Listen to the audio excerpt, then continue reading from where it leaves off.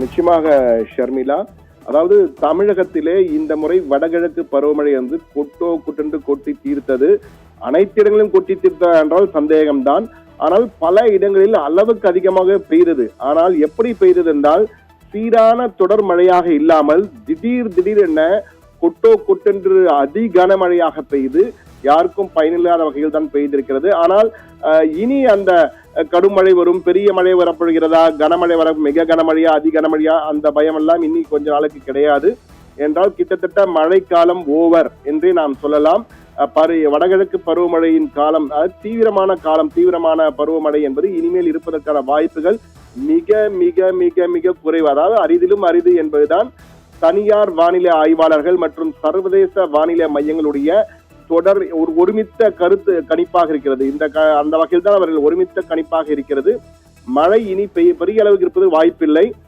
குறிப்பாக வருகின்ற புத்தாண்டு அல்லது ஜனவரி முதல் வாரத்திலே ஓரளவுக்கு லேசான மழை பெய்வதற்கு வாய்ப்பு இருக்கிறது. ஆனால் மிக மிக லேசான மழை தான் பெய்யும். லேசான முதல் மிதமான மழை பெய்வதற்கான வாய்ப்பு தான் இருக்கிறதே தவிர கனமழையோ, அதி கனமழையோ, அதீத கனமழையோ பெய்வதற்கான வாய்ப்புகள் இல்லை என்பதுதான் பெரும்பாலான சர்வதேச வானிலையாளர்கள், தனியார் வானிலையாளர் கணிப்பாக இருக்கிறது, ஒருமித்த கருத்து. அதே போன்று இந்திய வானிலை ஆய்வு மையத்துடைய அதிகாரப்பூர்வ கணிப்பும் குறுகிய கால கணிப்பின்படி பார்க்கும்போது பனிக்காலம் தொடங்கிவிட்டது என்பதுதான். என்றால் நீங்களே பார்க்கலாம், தற்போது பனிக்காலம் என்பது பல இடங்களிலே தொடர்ந்து இதுவரை இல்லாத குளிர். தலைநகர் சென்னை முதல் கடைக்கோடி நகரங்கள் வரை, தூத்துக்குடி வரை, மதுரை, திருச்சி போன்ற இடங்கள் எல்லாம், திருச்சி எல்லாம் இது இந்த அளவுக்கு -20 டிகிரி செல்சியஸ் அளவுக்கு குறைந்திருக்கிறது. நீங்கள் மற்ற இடங்களை பார்க்கலாம். மலைவாசஸ்தலங்கள், பொதுவாக மலைவாசஸ்தலங்களிலே இந்த உறைபனி என்பது எப்போதாவது ஒரு முறைதான் வரும். அதாவது குளிர்காலத்திலேயே, பனிக்காலத்திலேயே, மார்கழி மாதத்திலேயே சொல்வார்கள், டிசம்பரில். ஆனால் தற்போது அடிக்கடி இது போன்று தினமும் உறைபனி என்பது அங்கு பல இடங்களில் காண முடிகிறது. பல இடங்களில் -26 டிகிரி என்று நீங்கள் பார்க்கலாம். இதெல்லாம் உதகையில் இந்த காட்சியை நாம் பார்க்கிறோம். உதகை மட்டுமல்ல, உதகையில் வெளியே வைத்தால் ஐஸ் கட்டியாக மாறுகின்ற காட்சிகள் பாருங்கள், எந்த அளவுக்கு ஐஸ் கட்டியாக மாறி இருக்கிறது என்று. அந்த அளவுக்கு உறைபனி இருக்கிறது. நமக்கு கிடைத்த பிரத்யேக காட்சிகள் இது. ஒரு குவளை போன்ற ஒரு பிளாஸ்டிக் டப்பாவிலே தண்ணீரை வைத்திருக்கிறார் அந்த பையன். ஆனால் ஐஸ் கட்டியாக மாறி இருக்கு, அந்த அளவுக்கு. காஷ்மீர் என்றுதான் பார்ப்போம். காஷ்மீர் அளவுக்கு தற்போது ஊட்டி மாறிவிட்டது என்பதற்கு அடையாளமாகத்தான் இந்த காட்சிகளை பார்த்துக் கொண்டிருக்கிறோம். உதகை மட்டுமல்ல, ஏற்காடாகட்டும், அதே போல கொடைக்கானல் ஆகட்டும், எந்த இடங்களுக்கு சென்றாலும் இதே போன்ற உறைபனி காலம் போல் தான் இருக்கிறது. அந்த அளவுக்கு குளிர் நடுங்கி இருக்கு. அதாவது இதுவரை அங்கே இல்லாத, சமீப காலங்களிலே பதிவாகாத அளவுக்கு தொடர்ந்து குளிர் பதிவாகி கொண்டிருக்கிறது என்ற காட்சிகள் வந்து கொண்டிருக்கிறது. அது இந்த மலைவாசத்தலங்கள் மட்டுமல்ல, மற்ற இடங்களுக்கு சென்றாலும், தலைநகர் சென்னையில் இதுவரை இந்த அளவுக்கு குளிர் யாரும் பார்த்திருக்க மாட்டார்கள். அந்த அளவுக்கு கடந்த 50 ஆண்டுகள் இல்லாத அளவுக்கு தொடர்ந்து குளிர் இருக்கிறது. அதாவது இரவு 8 மணிக்கு ஆரம்பிக்கின்ற குளிர் நள்ளிரவிலே அதிகமாக இருக்கிறது, அதிகாலையில கடுமையாக இருக்கிறது, காலையில் 10 மணி வரை இருக்கிறது அந்த குளிரானது. அதை எல்லோருமே பார்த்து கொண்டிருக்கிறோம். வாகன ஓட்டிகள்லாம் வண்டி ஓட்டும் போது காலையில் 8 மணிக்கெல்லாம் சூரியன் வந்துவிடும். ஆனால் பனிக்காலமாக இருப்பது போல் கிட்டத்தட்ட 10 மணி அளவுக்கு அந்த பனி மூட்டங்கள், புகை மூட்டமாக பனி மூட்டம் இருப்பதை அனைவரும் அன்றாட நிகழ்வாக கடந்த 10 நாட்களாக பார்த்து கொண்டிருக்கிறோம்.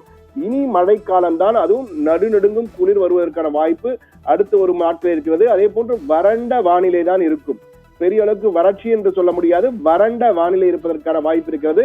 இதற்கு காரணம் வட இந்தியாவிலே அதிக குளிர் இருக்கின்ற இந்த காலகட்டத்திலே அந்த குளிர்காற்றானது தற்போது தென்னகம் நோக்கி வர ஆரம்பிப்பதால் அதனுடைய தாக்கம் தான் தற்போது தமிழகத்திலே இந்த அளவுக்கு குளிர் இருப்பதற்கான காரணம் என வானிலையாளர்கள் கருத்து தெரிவித்துள்ளனர். ஆனால் இந்த மழையின் அளவும் நீங்கள் பார்த்துக்கிட்டால் டெல்டாவிலே நல்ல மழை பெய்தது, கனமழை என்பாங்களே, அந்த அளவுக்கு பெருமழை பெய்து ஆனால் எந்த பலனும் இல்லாமல் போய்விட்டது.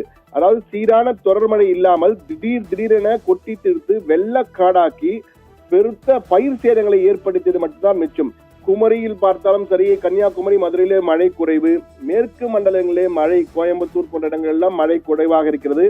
KTCC என்ற காஞ்சிபுரம், திருவள்ளூர், சென்னை, செங்கல்பட்டில பார்த்தீர்கள் என்றால் திருவள்ளூரில் மட்டும்தான் 19% வடகிழக்கு பருவமழை அதிகமாக பெய்திருக்கிறது. ஆனால் செங்கல்பட்டிலே 30% குறைவு, 33% குறைவு, காஞ்சிபுரத்திலே 20% குறைவு, சென்னையிலே 6% குறைவு என்ற வகையில் தான் இருக்கிறது.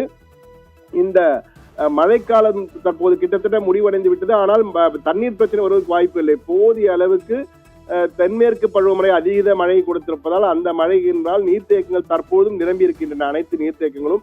எனவே போதுமான தண்ணீர் இருப்பதால் தண்ணீர் பிரச்சனை வருவதற்கு வாய்ப்பில்லை வரும் கோடையிலே. ஆனால் இந்த குளிரானது ஜனவரி இறுதி வரை தற்போது நாம் பார்க்கின்ற காட்சிகள் ஊட்டி காஞ்சிபுரத்திலே பாருங்கள் எந்த அளவுக்கு பனி புகைமூட்டம் இருக்கின்றது. இதை பார்த்தாலே தெரியும். கொடைக்கானல் ஏரி ஒண்ணுமே தெரியவில்லை, இது ஏரி இருப்பதாகவே தெரியவில்லை, அந்த அளவுக்கு பனிமூட்டம். சேலம் ஏற்காடும் அப்படித்தான் இருக்கிறது. உதகை பாருங்கள் எப்படி இருக்கிறது. காஞ்சிபுரத்திலே தெரியவில்லை. காஞ்சிபுரத்திலெல்லாம் பனி பெய்வது என்பது மிக மார்கழியில் காலை 6 மணிக்கெல்லாம் பனி முடிந்துவிடும். ஆனால் தற்போது பாருங்கள் எந்த அளவுக்கு 10 மணி அளவில் எடுக்கப்பட்ட காட்சி இவை அனைத்துமே இந்த அளவுக்கு அந்த மிஸ்ட் ஃபாக் என்று அழைக்கப்படுகின்ற அந்த பனி மூட்டம் என்பது தொடர்ந்து இருப்பதால் மிகப்பெரிய அளவுக்கு குளிரானது வந்து கொண்டிருக்கிறது. நடுநடுங்கும் குளிர் அடுத்த ஜனவரி இறுதி வரை இந்த காலநிலை நீடிக்கும் என்பதுதான் தனியார் வானிலையாளர்களின் கணிப்பாக இருக்கிறது.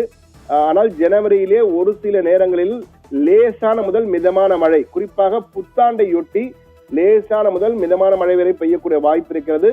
பொங்கல் காலகட்டத்தின் பொழுது ஓரளவுக்கு மழை பெய்யலாம், ஆனாலும் குளிர் அதிகமாக இருக்கும். ஜனவரி மாதம் வரை இந்த வானிலை தொடர்வதற்கு வாய்ப்புகள் இருக்கிறது. வடகிழக்கு பருவமழை காலம் ஓய்ந்து விட்டது என்பதை அதிகாரப்பூர்வமாக சென்னையில் உள்ள மண்டல வானிலை ஆய்வு, இந்திய வானிலை அமைப்பின் மண்டல நிலையம் தான் அறிவிக்கும். அதுவரை அது அதிகாரப்பூர்வ அறிவிப்பில்லை. ஆனால் இது நாம் கொடுப்பது அனைத்துமே தனியார் வானிலையாளர்களும் மற்றும் சர்வதேச வானிலை மாடல்கள், அதை வைத்து அதில் உள்ள கணிப்புகளையும் சேர்த்துதான் தகவலாக கொடுத்து கொண்டிருக்கிறோம். எனவே குளிர் என்பது அடுத்து வரும் நாட்களில் குளிர்தான் இருக்கும், மழை இருப்பதற்கான வாய்ப்புகள் அறவே இல்லை என்றே சொல்லலாம். குளிர் நடுநடுங்கும் குளிர் இருப்பதற்கான வாய்ப்புகள் அதிகம் இருக்கிறது என்பதுதான் தற்போது நமக்கு கிடைத்த வானிலை தொடர்பான முக்கிய தகவல். ஷர்மிளா.